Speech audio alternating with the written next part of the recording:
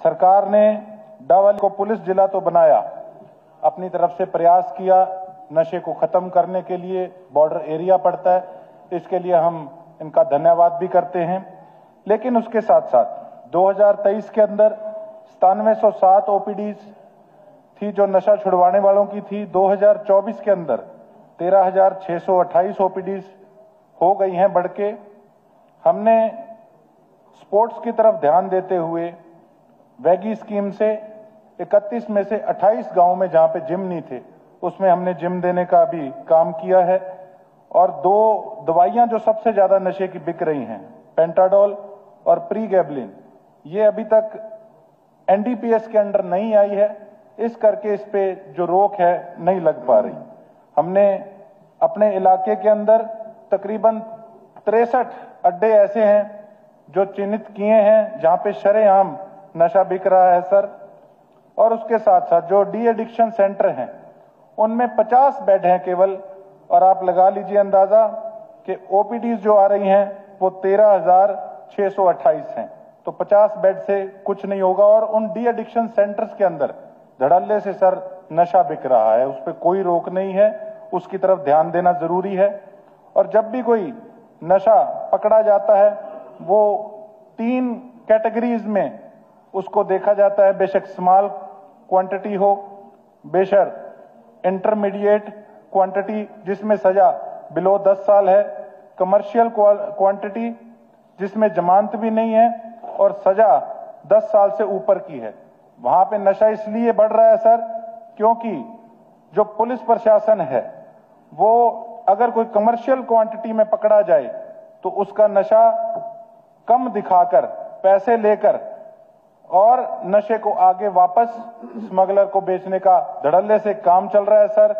और इसके साथ साथ जब नशा पकड़ा जाता है तो गस्टेड ऑफिसर की प्रेजेंस के अंदर पकड़ा जाता है, उसकी चेकिंग होती है, लेकिन ज्यादातर केसों के अंदर गस्टेड ऑफिसर वहां पर सर प्रेजेंट नहीं होता, अगले दिन फाइल ले जाकर ऑफिस में साइन करा ली जाती है।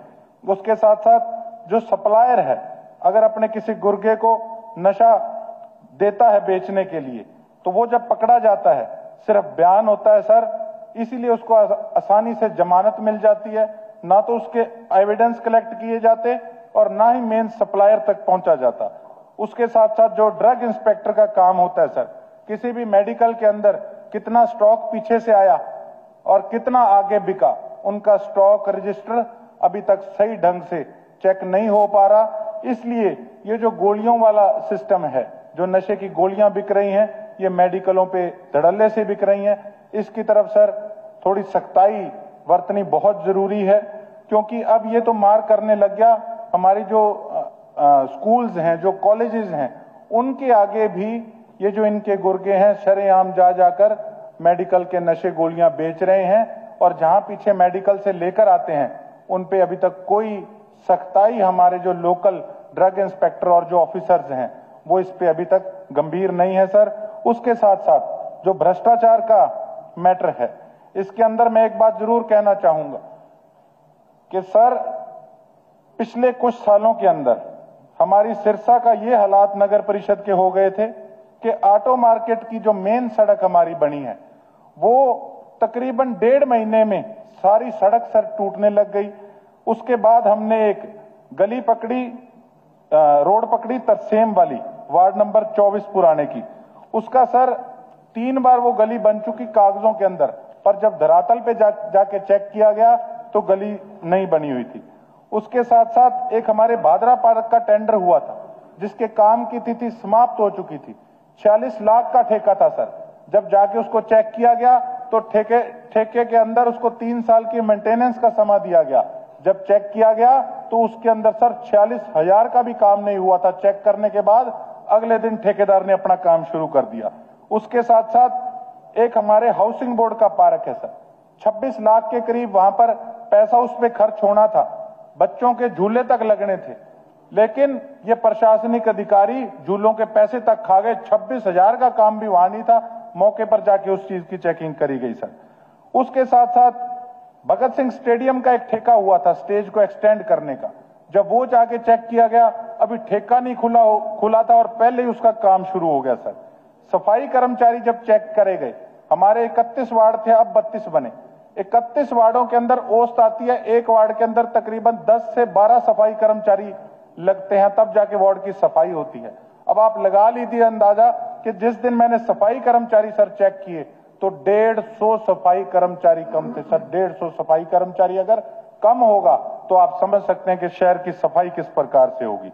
हमारे एक डस्टबिन का ठेका हुआ था पूरे शहर के अंदर, एक भी डस्टबिन नहीं मिलेगा, सारा डस्टबिन तक का पैसा ये अफसर लोग सर वहां पर खा गए जो नगर परिषद के थे।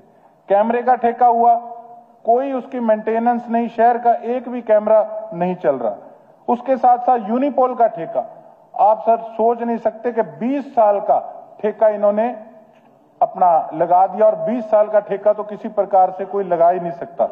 उसके साथ साथ लाइटों का ठेका हुआ, इतने बुरे हालात हैं कि गलियों के अंदर लाइटें तक नहीं है, इतना बुरा हाल है सर। इसके अंदर मैं एक बात जरूर कहना चाहूंगा कि भारतीय जनता पार्टी के साथ जो वहां पर लोकल पार्टी की जो गठजोड़ के अंदर चुनाव लड़ रही है, उनकी नगर परिषद के प्रधान थे, और मुझे कहने में कोई संकोच नहीं है कि जो अफसर थे वो हमारे कांग्रेस पार्टी के एक सदस्य के परिवार से हैं।